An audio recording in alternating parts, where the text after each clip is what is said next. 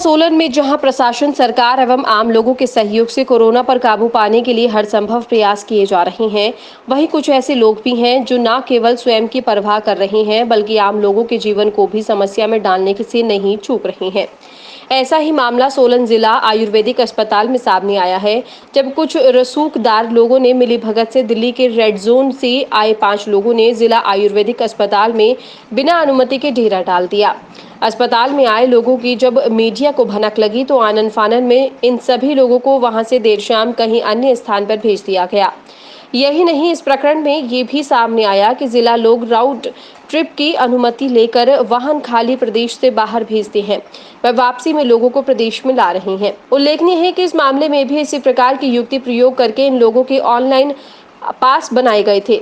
पास में 29 से 30 जून तक राउंड ट्रिप में दिल्ली जाना व वापस आना था, लेकिन इन लोगों का 29 जून को 7 बजे जाकर 1:30 बजे से पहले सोलन पहुंच जाना अपने आप में मिलीभगत को दर्शाता है। यही नहीं, सार्वजनिक अस्पताल में इन्हें ठहराया जाना भी आयुर्वेदिक अस्पताल के कर्ता धर्ता की कार्यप्रणाली पर प्रश्न चिन्ह उठाता है। ऐसे अस्पताल में जहां सैकड़ों मरीज की ओपीडी चल रही हो, ऐसे में बाहरी राज्यों से आए लोगों को ठहराया जाना आयुर्वेदिक अस्पताल की कार्यप्रणाली को दिखाता है कि किस प्रकार की इनकी कार्यप्रणाली है।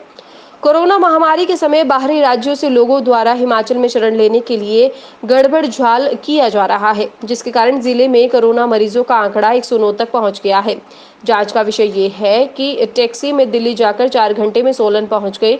ये इंगित करता है कि प्रदेश में इस प्रकार के लोगों का प्रवेश, यहां कोरोना का आंकड़ा बढ़ रहा है। मीडिया की उपस्थिति में जब पुलिस ने मौके पर दौरा किया तो इस पूरे प्रकरण के बारे में जानकारी मिल पाई। पुलिस ने माना कि आए लोग संदेह के घेरे में है, जिसकी जाँच की जानी है। इस संदर्भ में जब जिला आयुर्वेद अधिकारी राजेंद्र शर्मा से बात की गई तो वो टालमटोल करते दिखाई दिए, लेकिन बाद में उन्होंने माना कि चूक हो गई है।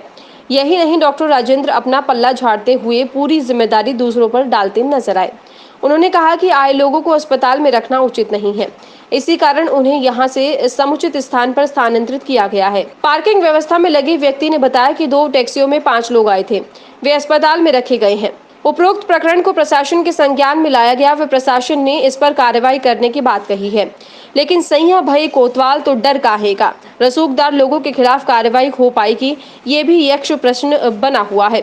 वहीं इस पूरे प्रकरण की जांच की आवश्यकता है ताकि आम लोगों को कोरोना जैसी महामारी से बचाया जा सके। आयुर्वेदिक हॉस्पिटल में कुछ लोग बाहर से आए हुए, तो उस इन्फॉर्मेशन पे हम यहाँ पे पहुंचे, तो इनसे मैंने पूछताछ की है, तो इन्होंने बताया कि हमारे को इतना क्लियर नहीं है कि हम क्या कहते इसमें यहाँ रह सकते थे। हम 1:30 बजे हम दिल्ली से यहाँ पहुंचे हैं, तब से हम यहीं पर हैं। इनको सबसे पहले तो जैसे दिल्ली से आए थे, इनको सूचित करना चाहिए था कि आप जहाँ हमारे कंसर्निंग थाने में बताना चाहिए था कि हम दिल्ली से आ रहे हैं। इनको होम क्वारंटाइन किया जाना था, या रेड जोन से आए, ऑरेंज जोन से आए, इनको बताना पड़ता था। हमारा इनको पहले फर्ज था ये था ना।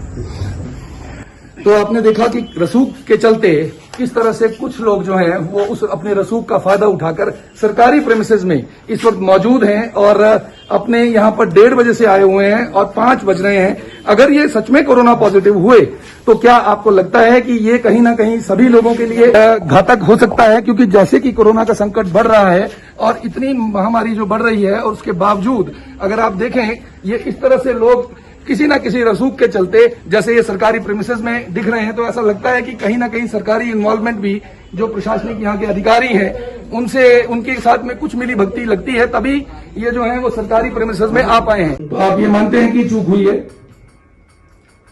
अब चूक का तो ये ना कि जैसे ये आए तो हो सकता हो तो चूक हो सकता है, चूक हुई है।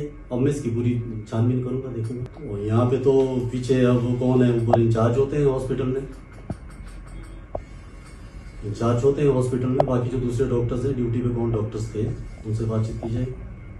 नहीं, अपने आप को तो कह नहीं सकते कि अपने आप। अब मैं इसको देखूंगा ना जरा क्या है, क्या मसला है, ये मेरे संज्ञान में नहीं है। अच्छा, क्या आइसोलेशन होते हुए भी ओपीडी हो सकती है?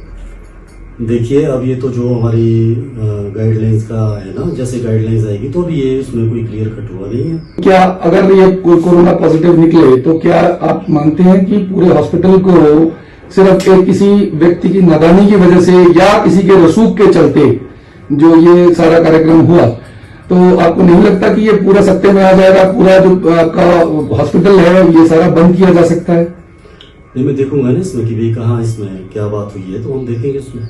और बातें कहीं चूक हुई है?